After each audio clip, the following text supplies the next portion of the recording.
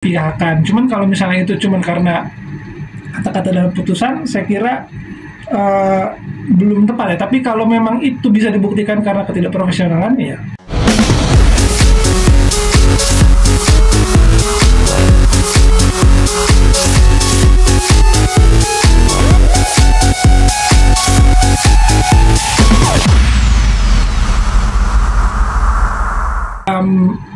Itu kan hak semua orang yang pernah menjadi pihak di pengadilan, terus terhadap mereka udah terdapat putusan pengadilan.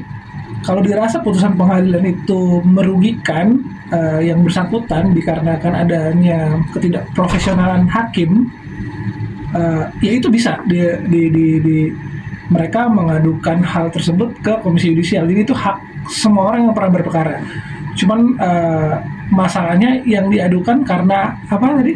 Disebut istri durhaka di dalam putusan. Dalam putusan. Jadi gini, kalau di dalam putusan itu kan hakim, ya itu kewenangan hakim menyatakan pendapatnya di dalam putusan, pasti itu didasari oleh fakta hukum sama bukti-bukti yang ada. Jadi itu kalau masalah itu cuman masalah adanya kata-kata tersebut di dalam putusan, saya kira itu karena keyakinan hakim. Yang bisa diadukan itu di Komisi Yudisial adalah karena pelanggaran etika dari si hakim tersebut, misalnya adanya keberpihakan. Cuman kalau misalnya itu cuman karena kata-kata dalam putusan, saya kira belum tepat ya. Tapi kalau memang itu bisa dibuktikan karena ketidakprofesionalan, ya oke. Bang, tapi nggak hanya kata-kata sih Bang, jadi dia kayak apa sih namanya, ngasih tahu semuanya tentang kenapa Paula sama Mbak Im itu bercerai, kayak gitu loh Bang. Nah, emang, secara detail gitu. Iya, ya itu emang harus dijabarin di dalam putusan. Itu kan emang fungsinya. Itu preskon Bang, secara preskon gitu. Oke, tapi kan itu yang menyampaikan bukan hakim kan. Hakimnya kan menyatakan itu di dalam putusannya, jadi itu tidak masalah. Bahwa kemudian putusannya itu kemudian diberitahukan kepada pihak-pihak yang lain oleh pihak itu sendiri atau mungkin kuasa hukumnya, ya itu kan hal yang lain. Bahwa hakim itu melakukan pelanggaran, saya kira kalau tuduhannya itu ya enggak lah, karena kan dia kan memang menjalankan fungsinya berdasarkan kewenangannya dia dan berdasarkan keyakinannya dia kan nggak nyebarin putusan itu gitu. Tapi kalau terkait isi salinan Bang, perkara ataupun ya perkara yang menyebutkan bahwa Paula teridap HIV, gimana maksudnya? kan itu isi salinannya kan udah beredar nih bahwa si Paula ini mengidap HIV.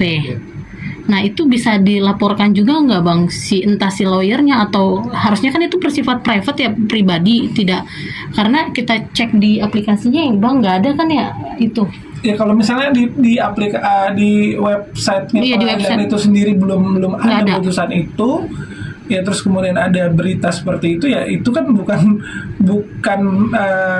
apa namanya, kesalahan dari hakim ya, itu kan bukan, bahkan webnya sendiri belum membuat putusan itu. Putusan itu kan bisa diakses, tapi kemudian di webnya sendiri belum ada. Ya itu siapa yang nyebarin itu kan, yang nyebarin putusan itu kan berarti kan bukan kesalahan hakim itu sendiri. Tapi kalau disebarin, ya mungkin yang bertanggung jawab itu ya yang menyebarkan itu isi dari putusan itu gitu. Dan itu bisa diperkarakan kembali oleh pihak Paula nggak sih? Kalau itu memuat identitas para pihak, ya tentu bisa. Ya, itu kan sifatnya rahasia ya. Kalau itu memuat identitas para pihak bahwa yang berperkara itu ini, terus isi putusan seperti ini, ya saya kira bisa ya. Nah, karena itu kan ranah privat, perceraian. Nah soal penyakit ini kira-kira dari Abang sendiri mendukung nggak sih langkah Paula untuk melaporkan tindakan tersebut ke Yudisial? Nah, tadi seperti saya bilang pertama, kalau emang dirasa ada ketidakprofesionalan hakim di dalam putusan dalam membuat putusan ini, ya tentu bisa. Cuman kan nanti kan dikaji lagi, Komisi Yudisial kan mengkaji lagi apakah benar ada pelanggaran. Itu kan nggak serta-merta diadukan terus kemudian ya ada pelanggaran, dan nanti diinvestigasi lagi. Kalau emang ada pelanggaran, ya ada tindakan, tapi kalau enggak ya enggak. Saya kira gitu. ini Bang Hotman sampai turun tangan juga untuk ngebela Paula, Bang. Terkait yang di situ kan juga disebut bahwa di isi chat Paula kepada Bang Hotman, dia mengatakan bahwa tidak ada perselingkuhan karena cuma menemani teman ngobrol, terus posisi kamar pun juga tidak terkunci tapi tertutup, dan itu katanya rumah hilir mudik orang banyak gitu. Gimana? Nah, jadi pembelaannya Bang Hotman bahwa itu tidak berselingkuh. Gimana nih Bang? Ingin menyampaikan yang pertama, saya ingin menambahi dari rekan saya, kalau tadi ada seseorang atau pihak yang mengklaim bahwa dia mengetahui sebuah putusan ataupun isi atau sebagian maupun seluruhnya, itu kan bukan berarti menjadi sebuah berita yang valid, ya kan?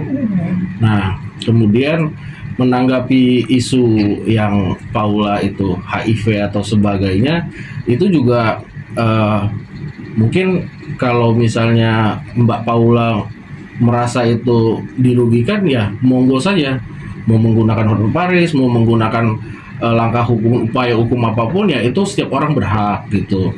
Artinya juga kita akan lihat perkembangannya setelah nanti putusan resmi itu keluar gitu. Namun sepengetahuan saya, untuk perceraian itu biasanya tidak semua bisa diakses gitu. Kemudian terkait Mbak Paula, menurut saya terlalu gegabah atau sangat ingin mengcounter berita itu, artinya secara nggak langsung dia bisa juga mengiyakan, bisa jadi ya, saya tidak bilang gitu.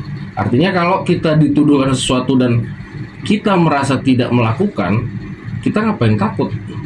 Sebenarnya ini menurut pandangan kami sebagai lawyer gitu. Dan mau itu Mbak Paula itu sebagai korban ataupun seperti apa saat ini, ya monggo gitu, dia melakukan upaya hukum yang bisa dia tempuh, silakan saja. Jadi kita juga tidak bisa mengambil kesimpulan bahwa statement dari pihak yang menyebarkan berita itu sudah 100% valid, itu belum tentu juga.